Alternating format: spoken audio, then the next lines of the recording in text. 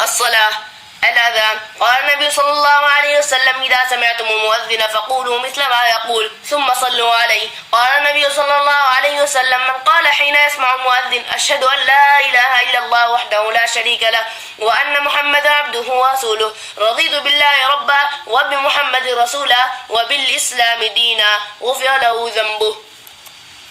قال النبي صلى الله عليه وسلم ثم قال حي على الصلاة. قال لا حول ولا قوة إلا بالله. ثم قال حي على الفلاح.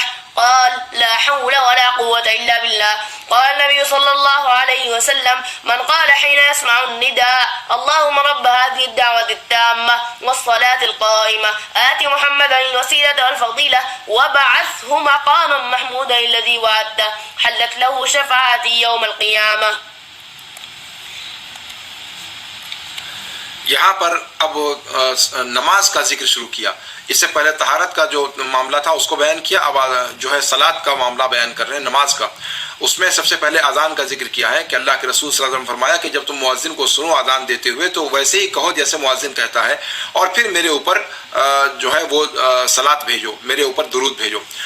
دوسری روایت میں اللہ کے رسول صلی اللہ علیہ وسلم نے فرمایا کہ جو شخص مؤذن کو سنتے ہوئے جو شخص کہے مؤذن کو سنتے ہوئے اشہد ان لا الہ الا اللہ، جو شخص یہ دعا پڑھے جب وہ مؤذن کو سنے اذان دیتے ہوئے کہ اشہد ان لا الہ الا اللہ وحدہ لا شریک لہ وان محمدا عبدہ ورسولہ رضیت باللہ ربا وبمحمد رسولا وبالاسلام دینا، تو اس کے سارے گناہ بخش دیے جاتے ہیں.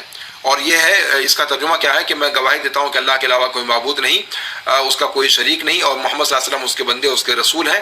میں اللہ سے بطور رب کے راضی ہوا اور محمد صلی اللہ علیہ وسلم سے بطور رسول کے راضی ہوا اور اسلام سے بطور دین کے جو ہے راضی ہو گیا. یہ اس اذان کے بعد کی دعا. اذان اس کے بعد تیسری روایت میں بیان فرماتے ہیں کہ اللہ کے رسول صلی اللہ علیہ وسلم نے فرمایا کہ مؤذن جب کہے حی علی الصلاۃ تو جواب میں کہنا چاہیے لا حول ولا قوۃ الا باللہ، اور حی علی الفلاح جب کہے تو کہے لا حول ولا قوۃ الا باللہ. یعنی کوئی جو ہے قوت اور کوئی انسان کو ایک جگہ سے دوسری جگہ پھیرنے کی قوت نہیں ہے مگر اللہ کے ذریعے سے. اور اللہ کے رسول صلی اللہ علیہ وسلم نے فرمایا کہ وہ شخص جس نے جو ہے اذان سننے کے بعد یہ کہا کہ اللہم رب ہذہ دعوت تامہ الی آخرہ، یعنی اے اللہ اس دعوت تامہ کے رب اور اس قائم کی جانے والی نماز کے رب محمد صلی اللہ علیہ وسلم کو وسیلہ عطا فرما، فضیلت عطا فرما، اور انہیں مقام محمود پر مبعوث فرما جس کا آپ سے وعدہ کیا ہے، جس کا تو نے ان سے وعدہ کیا ہے. جس نے یہ دعا پڑھی میرے لیے میری شفاعت اس کے لیے قیامت کے دن واجب ہو گئی. یہ اللہ کے رسول صلی اللہ علیہ وسلم نے فرمایا ہے. دخول المسجد والخروج منه. قال النبي صلى الله عليه وسلم إذا دخل أحدكم المسجد فليقل اللهم افتح لي أبواب رحمتك وإذا خرج فليقل اللهم إني أسألك من فضلك. مسجد میں داخل ہونے اور اس سے نکلنے کی دعا. اللہ کے رسول صلی اللہ علیہ وسلم نے فرمایا کہ جب تم میں سے کوئی مسجد میں داخل ہو تو کہے کہ اللہ میرے لیے اپنی رحمت کے دروازے کھول دے، اور جب نکلے تو کہے اے اللہ میرے لیے اپنے فضل کے دروازوں کو میں تجھ سے تیرے فضل کا سوال کرتا ہوں. دعاء الاستفتاح. كان النبي صلى الله عليه وسلم إذا استفتح الصلاة قال سبحانك اللهم وبحمدك وتبارك اسمك وتعالى جدك ولا إله غيرك. قال أبو هريرة رضي الله عنه كان النبي صلى الله عليه وسلم إذا كبر في الصلاة سكت هنية قبل أن يقرأ فقلت يا رسول الله بأبي أنت وأمي أرأيت سكوتك بين التكبير والقراءة ما تقول؟ قال أقول اللهم باعد بيني وبين خطاياي كما باعدت بين المشرق والمغرب، اللهم نقني من خطاياي كما ينقى الثوب الأبيض من الدنس، اللهم اغسل لي من خطاياي بالثلج والماء والبرد. كان النبي صلى الله عليه وسلم إذا استفتح الصلاة كبر ثم قال وجهت وجهي للذي فطر السماوات والأرض حنيفا وما أنا من المشركين، إن صلاتي ونسكي ومحياي ومماتي لله رب العالمين لا شريك له وبذلك أمرت وأنا أول المسلمين. اللهم أنت الملك لا إله إلا أنت ربي وأنا عبدك ظلمت نفسي واعترفت بذنبي فاغفر لي ذنوبي جميعا إنه لا يغفر الذنوب إلا أنت واهدني لأحسن الأخلاق لا يهدي لأحسنها إلا أنت واصرف عني سيئها لا يصرف عني سيئها إلا أنت لبيك وسعديك والخير كله في يديك والشر ليس إليك أنا بك وإليك تباركت وتعاليت أستغفرك وأتوب إليك. كان رسول الله صلى الله عليه وسلم إذا قام من الليل افتتح صلاته: اللهم رب جبرائيل وميكائيل وإسرافيل فاطر السماوات والأرض عالم الغيب والشهادة أنت تحكم بين عبادك فيما كانوا فيه يختلفون اهدني لما اختلف فيه من الحق بإذنك إنك تهدي من تشاء إلى صراط مستقيم. كان النبي صلى الله عليه وسلم إذا قام من الليل يتهجد قال: اللهم لك الحمد أنت قيم السماوات والأرض ومن فيهن ولك الحمد أنت نور السماوات والأرض ومن فيهن ولك الحمد أنت ملك السماوات والأرض ومن فيهن ولك الحمد أنت الحق ووعدك الحق وقولك الحق ولقاؤك حق والجنة حق والنار حق والنبيون حق ومحمد صلى الله عليه وسلم حق والساعة حق. اللهم لك أسلمت وبك آمنت وعليك توكلت وإليك أنبت وبك خاصمت وإليك حاكمت فاغفر لي ما قدمت وما أخرت وما أسررت وما أعلنت أنت المقدم وأنت المؤخر لا إله إلا أنت. یہاں سے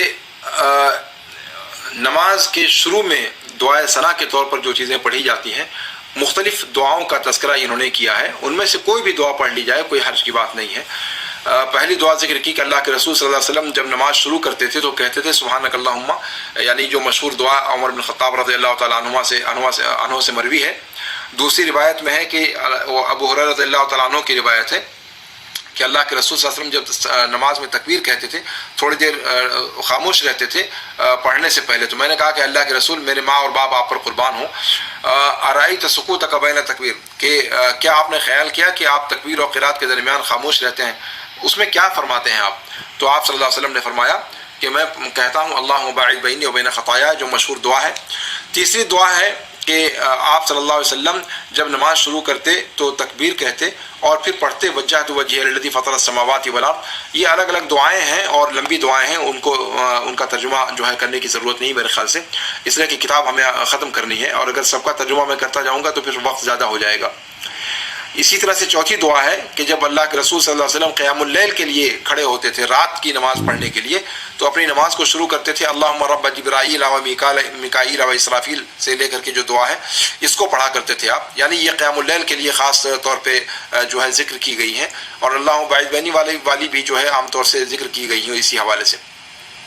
پانچویں دعا ہے اللہم لک الحمد، کہ اللہ کے رسول صلی اللہ علیہ وسلم جب رات کو قیام اللیل کے لیے اٹھتے تھے تو آپ صلی اللہ علیہ وسلم یہ دعا پڑھتے تھے قیام اللیل شروع کرنے کے وقت کہ اللہم لک الحمد انت قیم السماوات والارض ومن فیہن، جو آخر تک کی دعا ہے. تو یہ پانچ جو ہے دعائیں ثنا انہوں نے ذکر فرمائی ہے، ان میں سے کوئی بھی پڑھ لی جائے کوئی حرج کی بات نہیں ہے. البتہ یہ کوشش ہونی چاہیے کہ کوئی ایک پڑھی جائے، سب کو ایک ہی وقت میں جمع نہ کیا جائے، اس لیے کہ سب کو ایک ساتھ پڑھنا اللہ کے رسول صلی اللہ علیہ وسلم سے ثابت نہیں ہے. الگ الگ طور پر کبھی اس کو پڑھ لیا کبھی اس کو پڑھ لیا تو کوئی حرج کی بات نہیں ہے. الوسوسة في الصلاة والقراءة. أتى عثمان بن عبد العاص رضي الله عنه إلى النبي صلى الله عليه وسلم فقال يا رسول الله إن الشيطان قد حال بيني وبين صلاتي وقراءتي يلبسها علي. فقال النبي صلى الله عليه وسلم ذاك شيطان يقال له خنزب فإذا أحسسته فتعوذ بالله منه وانفل على يسارك واتفل على يسارك ثلاثا. قال ففعلت ذلك فأذهبه الله عني. نماز میں وسوسہ آ جائے یا کسی انسان کو وسوسے کی شکایت ہو نماز میں اور قرات میں پڑھتے ہوئے قرآن تو اس میں کیا کرے؟ عثمان بن ابی العاص رضی اللہ عنہ وارضاہ سے مروی ہے کے بارے میں ہے کہ وہ آپ صلی اللہ علیہ وسلم کے پاس آئے اور کہا کہ اللہ کے رسول شیطان میری اور میری نماز کے درمیان حائل ہو جایا کرتا ہے اور میری قرات کے درمیان اور مجھ پر مشتبہ بنا دیتا ہے میری قرات کو. تو اللہ کے رسول صلی اللہ علیہ وسلم فرمایا کہ وہ ایک شیطان ہے جسے خنزب کہا جاتا ہے. جب تم اس کا احساس کرو، جب تمہیں پتہ چلے کہ وہ ایسا کر رہا ہے تو اللہ سے پناہ مانگو اس شیطان سے اور اپنے بائیں تھکا دو 3 مرتبہ. گویا نماز کے اندر کسی کو بھی وسوسہ آئے تو اس کا شرعی طریقہ یہ ہے کہ اعوذ باللہ پڑھیں اور اپنے بائیں ہلکے سے تھکا دے 3 مرتبہ، انشاءاللہ وہ وسوسہ اس سے ختم ہو جائے گا۔ کہتے ہیں راوی عثمان بن ابی العاص کہ میں نے ایسا کیا تو اللہ رب العالمین نے مجھ سے اس وسوسے کو ختم کر دیا۔ الركوع. كان النبي صلى الله عليه وسلم يقول في ركوعه سبحان رب العظيم. كان النبي صلى الله عليه وسلم إذا ركع قال اللهم لك ركعت وبك آمنت ولك أسلمت خشع لك سمعي وبصري ومخي وعظمي وعصبي. كان النبي صلى الله عليه وسلم يكثر أن يقول في ركوعه وسجوده سبحانك اللهم ربنا بحمدك اللهم اغفر لي. كان النبي صلى الله عليه وسلم يقول في ركوعه وسجوده سبوح قدوس رب الملائكة والروح. كان النبي صلى الله عليه وسلم يقول في ركوعه وسجوده سبحان ذي الجبروت والملكوت والكبرياء والعظمة. یہاں پر اب رکوع کا بیان کیا جا رہا ہے، اور رکوع میں جو مختلف اذکار وارد ہوئے ہیں ان کو جو ہے اللہ کے رسول صلی اللہ علیہ وسلم سے ان کو اکٹھا کر دیا گیا ہے۔ پہلی دعا جو ذکر کی ہے کہ آپ صلی اللہ علیہ وسلم اپنے رکوع میں سبحان ربی العظیم فرمایا کرتے تھے۔ دوسری دعا جو ہے وہ یہ ذکر کی گئی ہے کہ اللہم لک رکعت وبک آمنت ولک اسلمت الی آخری۔ تیسری دعا جو آپ صلی اللہ علیہ وسلم کہتے ہیں روایت میں آتا ہے کہ بکثرت پڑھا کرتے تھے وہ ہے سبحانک اللہم ربنا وبحمدک اللہم اغفر لی۔ چوتھی دعا آپ صلی اللہ علیہ وسلم سے مروی ہے سبحان قدوس رب الملائکۃ والروح۔ پانچویں دعا مروی ہے آپ صلی اللہ علیہ وسلم سے سبحان ذی الجبروت والملکوت والکبریاء والعظمہ۔ ان پانچوں میں سے کوئی بھی دعا پڑھ لیں تو جو ہے وہ کیا نام ہے یہ آپ صلی اللہ علیہ وسلم سے ثابت ہے، کوئی حرج کی بات نہیں ہے۔ الرفع من الركوع. رفع النبي صلى الله عليه وسلم رأسه من الركعة وقال سمع الله لمن حمده. فقال رجل وراءه ربنا لك الحمد حمدا كثيرا طيبا مباركا فيه. فلما انصرف قال من المتكلم؟ قال أنا. قال رأيت 37 ملكا يبتدرونها أيهم يكتبها أول. كان النبي صلى الله عليه وسلم إذا رفع رأسه من الركوع قال ربنا لك الحمد ملء السماوات والأرض وملء ما شئت من شيء بعد أهل الثناء والمجد أحق ما قال العبد وكلنا لك عبد. اللهم لا مانع لما أعطيت ولا معطي لما منعت ولا ينفع ذا الجد منك الجد. اب رکوع سے اٹھنے کے بعد کی دعا کیا ہے؟ رکوع سے اٹھنے کے بعد آپ صلی اللہ علیہ وسلم جب سمع اللہ لمن حمدہ حمدہ کہہ کر کے اپنا سر اٹھایا کرتے تھے تو ایک شخص نے پیچھے سے پڑھا ربنا ولک الحمد حمدا کثیرا طیبا مبارکا فیہ۔ جب نماز ختم ہوئی تو آپ صلی اللہ علیہ وسلم نے پوچھا کہ کس نے یہ دعا پڑھی تھی؟ تو اس شخص نے کہا کہ میں نے۔ آپ صلی اللہ علیہ وسلم نے فرمایا کہ میں نے 30 سے زائد فرشتوں کو دیکھا کہ سبقت کر رہے ہیں اس کو نوٹ کرنے کے کہ ان میں سے کون پہلے اس کو نوٹ کرتا ہے۔ دوسری دعا آپ صلی اللہ علیہ وسلم سے مروی ہے کہ آپ صلی اللہ علیہ وسلم جب اپنا سر اٹھاتے تھے رکوع سے تو فرماتے تھے ربنا لک الحمد ملء السماوات والارض الی آخری۔ یہ دعا کافی لمبی ہے اور وہ بھی صحیح روایت میں بلکہ مسلم شریف کی روایت میں ثابت ہے، اور ان دونوں میں سے جو دعا بھی پڑھ لی جائے کوئی حرج کی بات نہیں ہے، اور اس کے بھی الگ الگ صیغے وارد ہوئے ہیں، تو جو بھی صحیح صیغے وارد ہیں ان کو پڑھ لینے میں ان میں سے کسی کو پڑھ لینے میں کوئی حرج کی بات نہیں ہے۔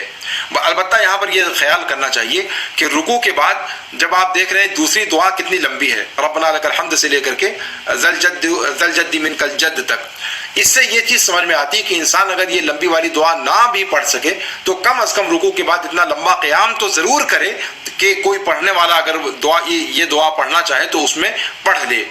اور یہ ضروری بھی ہے، آپ جانتے ہیں کہ نماز کے ارکان میں سے اطمینان بھی رکن ہے، یعنی ہر ایک رکن سے دوسرے رکن کی طرف منتقل ہونے سے پہلے جو ہے اپنے اعضاء اپنی جو طبیعی جگہ ہے وہاں پر پہنچ جائیں اس کنڈیشن میں، یہ ضروری ہے۔ اس لیے رکوع کے بعد سر اٹھانے کے بعد تھوڑی دیر تک انسان کو کھڑے رہنا چاہیے اطمینان کے ساتھ سجدے میں جانے سے پہلے، لیکن اس پر بھی بہت زیادہ کوتاہی ہمارے یہاں پائی جاتی ہے، اس پر توجہ ہونی چاہیے۔ كان النبي صلى الله عليه وسلم يقول في سجوده سبحان ربي الأعلى. كان النبي صلى الله عليه وسلم يقول في سجوده اللهم اغفر لي ذنبي كله دقه وجله وأوله وآخره وعلانيته وسره. كان النبي صلى الله عليه وسلم إذا سجد قال اللهم لك سجدت وبك آمنت ولك أسلمت. سجد وجهي للذي خلقه وصوره وشق سمعه وبصره تبارك الله أحسن الخالقين. اب یہاں سجدے کی دعا کا ذکر کیا ہے۔ پہلی دعا سجدے کی جو مشہور دعا عام طور سے ہم لوگ پڑھتے ہیں سبحان ربی الاعلیٰ۔ دوسری دعا اللہ کے رسول صلی اللہ علیہ وسلم سے مروی ہے اللہم اغفر لی ذنبی کلہ دقہ وجلہ واولہ وآخرہ وعلانیتہ وسرہ۔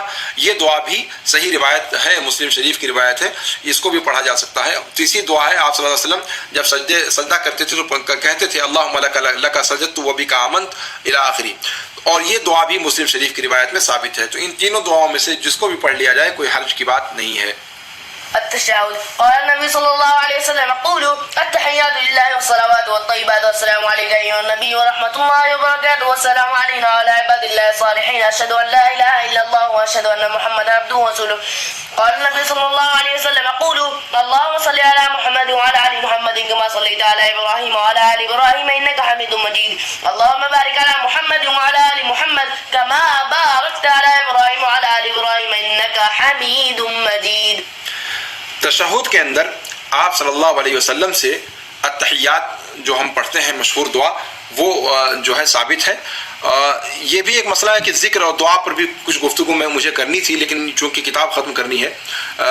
یہ مشہور جو تحیات کا صیغہ ہے ابن مسعود رضی اللہ تعالیٰ عنہ وارضاہ سے مروی ہے. اس کے علاوہ تحیات کے اور بھی صیغے آئے ہوئے ہیں، لیکن اسی کو عام طور سے راجح قرار دیا گیا ہے، زیادہ صحیح صیغہ اسی کو مانا گیا ہے. اور التحیات للہ کا جو پوری دعا ہے یہ پورا ذکر ہے، یہ ہم سب جانتے ہیں. التحیات جو ہے یہ کہا جاتا ہے یعنی ساری کی ساری تعظیم اللہ کے لیے ہے، ملک کے اعتبار سے اور استحقاق کے اعتبار سے. والصلوات کے اندر یعنی ساری دعائیں اللہ کے لیے ہیں ملک کے اعتبار سے اور استحقاق کے اعتبار سے. طیبات یعنی سارے نیک اعمال اللہ کے لیے ہیں ملک کے اعتبار سے اور استحقاق کے اعتبار سے.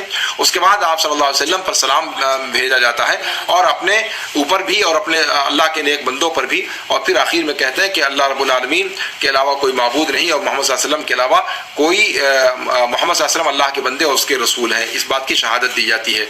اس کے بعد ایک دوسری روایت میں آپ صلی اللہ علیہ وسلم نے فرمایا کہ کہا کرو قولوا اللہم صلی علی محمد وعلی آل محمد. یہ درود شریف درود ابراہیمی کے نام سے مشہور ہے اور تشہد کے اندر اسے بھی پڑھنا چاہیے.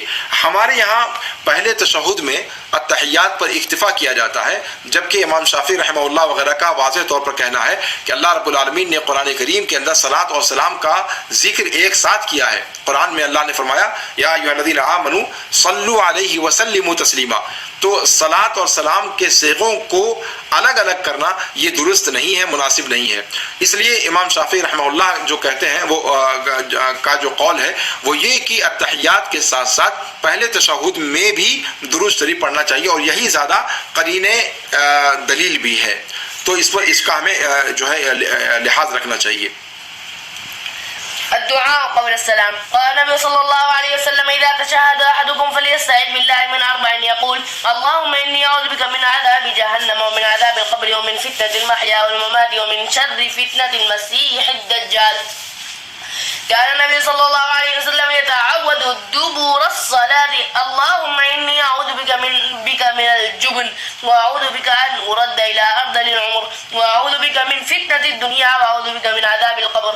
كان النبي صلى الله عليه وسلم يقول بين التشهد والتسليم اللهم اغفر لي ما قدمت وما أخرت وما أسررت وما أعلنت وما أسرفت وما أنت أعلم به مني أنت المقدم وأنت المؤخر لا إله إلا أنت.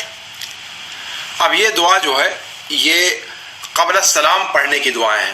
التحیات یعنی جو آخری تشہد ہے اس کے اندر التحیات پڑھیں گے، درود شریف پڑھیں گے، اور اس کے بعد یہ دعائیں آپ صلی اللہ علیہ وسلم نے فرمائی ہیں کہ جب تم میں سے کوئی تشہد میں بیٹھے تو اللہ سے ان چار چیزوں سے پناہ مانگے. اللہم انی اعوذ بک من عذاب جہنم مشہور دعا ہے.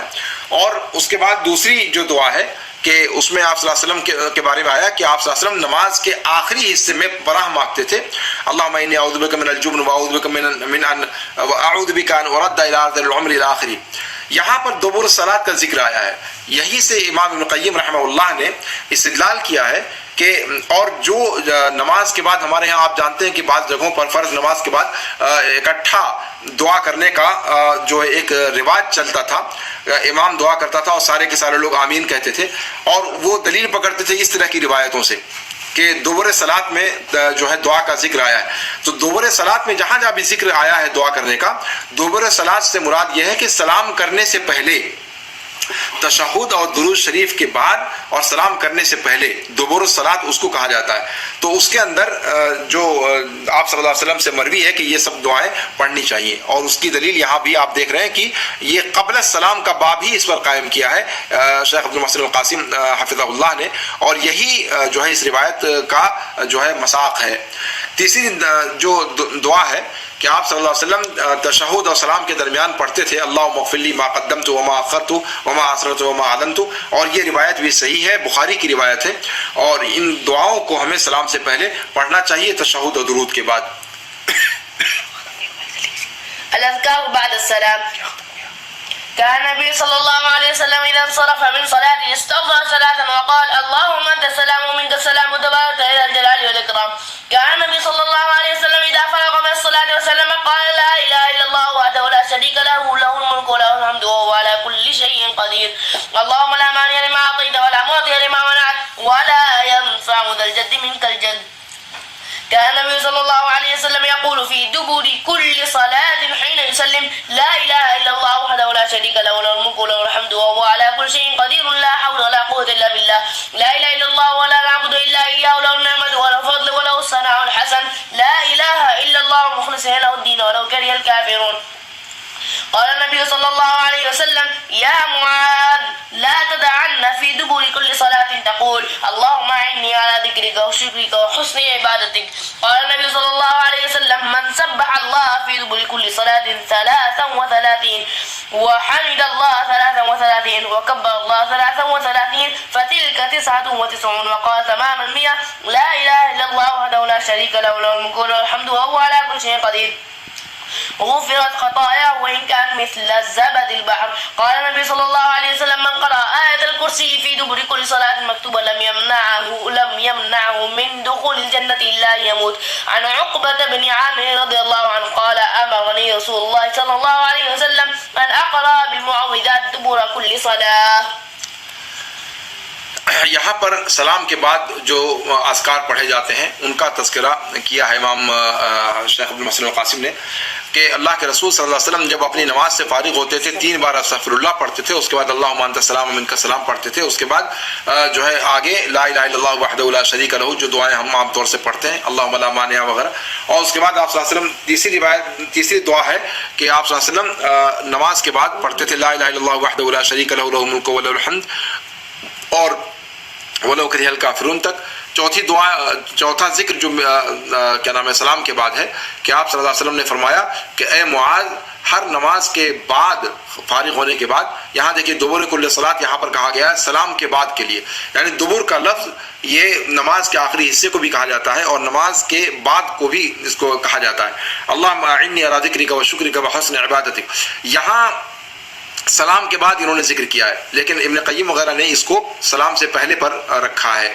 جی پھر اس کے بعد 5ویں دعا ہے اللہ کے رسول صلی اللہ علیہ وسلم نے فرمایا کہ جس نے 33 مرتبہ ہر نماز کے بعد سبحان اللہ کہا، 33 مرتبہ الحمدللہ کہا، 33 مرتبہ اللہ اکبر کہا، یہ 99 ہو گئے، اور 100واں عدد پورا کیا لا الہ الا اللہ وحدہ لا شریک لہ لہ الملک ولہ الحمد وہو علی کل شیء قدیر کہہ کر کے، تو اس کے سارے گناہ بخش دیے جائیں گے گرچہ وہ سمندر کے جھاگ کے برابر ہی کیوں نہ ہوں.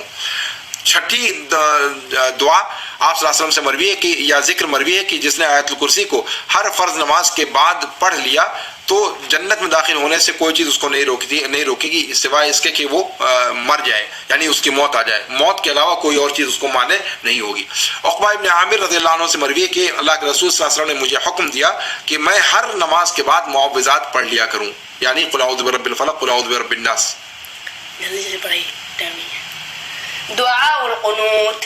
قال الحسن بن علي رضي الله عنهما علمني النبي صلى الله عليه وسلم كلمات نقولهن في الوتر اللهم اهدني فيمن هديت وعافني فيمن عافيت وتولني فيمن توليت وبارك لي فيما أعطيت وقني شر ما قضيت فإنك تقضي ولا يقضى عليك إنه لا يذل من واليت وتباركت ربنا وتعاليت. كان النبي صلى الله عليه وسلم يقول في آخر وتره اللهم إني أعوذ برضاك من سخطك وبمعافاتك من عقوبتك وأعوذ بك منك لا أحصي ثناء عليك أنت كما أثنيت على نفسك.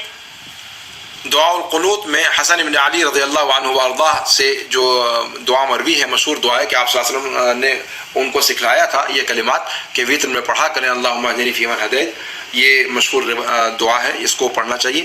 اور دوسری جو آپ صلی اللہ علیہ وسلم سے مروی ہے دوسری دعا کہ اللہم انی اعوذ برضاک من سخطک وبمعافاتک من عقوبتک، یہ دعا پڑھنی چاہیے.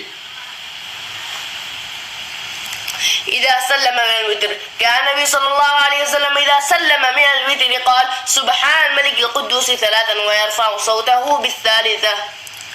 جب آپ صلی اللہ علیہ وسلم وطر سے فارغ ہوتے تھے سلام پھیر کر کے تو آپ صلی اللہ علیہ وسلم سبحان الملک القدوس 3 مرتبہ کہتے تھے اور تیسری مرتبہ آواز ذرا سا بلند کرتے تھے. الاستخارة. عن جابر بن عبد الله رضي الله عنهما قال كان النبي صلى الله عليه وسلم يعلمنا الاستخارة في الأمور كما يعلمنا السورة من القرآن. يقول إذا هم أحدكم بالأمر فليركع ركعتين من غير فريضة ثم ليقل اللهم إني أستخيرك بعلمك وأستقدرك بقدرتك وأسألك من فضلك العظيم فإنك تقدر ولا أقدر وتعلم ولا أعلم وأنت علام الغيوب. اللهم إن كنت تعلم أن هذا الأمر خير لي في ديني ومعاشي وعاقبة أمري أو قال عاجل أمري وآجل فقدره لي ويسره لي ثم بارك لي فيه. وإن كنت تعلم أن هذا الأمر شر لي في ديني ومعاشي وعاقبة أمري أو قال في عاجل أمري وآجله فاصرف عني واصرفني عنه واقدر لي الخير حيث كان ثم أرضني به. قال ويسمي حاجته. یہ استخارہ کا باب قائم کیا ہے اور استخارہ یہ ایک چھوٹی ہوئی سنت ہے جس کو ہم لوگوں کے یہاں استعمال نہیں کیا جاتا. یہ بہت اہم چیز ہے. جابر بن عبداللہ رضی اللہ عنہ سے مروی ہے کہ اللہ کے رسول وہ کہتے ہیں کہ اللہ کے رسول صلی اللہ علیہ وسلم ہمیں استخارہ سکھاتے تھے تمام معاملات میں جیسے کہ قرآن کی صورت کی تعلیم دیتے تھے. آپ صلی اللہ علیہ وسلم فرماتے تھے کہ جب تم میں سے کسی کو کوئی اہم معاملہ پیش آ جائے تو 2 رکعت نماز پڑھے فرض نماز کے علاوہ پھر یہ دعا پڑھے اللہم انی استخیرک بعلمک سے لے کر کے آخر تک. اور اس کے اندر جہاں پر کیا نام ہے ہذا الامر کا لفظ آیا ہے وہاں پر اپنی ضرورت کا ذکر کرے. بخاری شریف کی روایت ہے اور یہ بہت جو ہے اہم چیز ہے جس کو ہر مسلم بچے کو یاد کرنا چاہیے.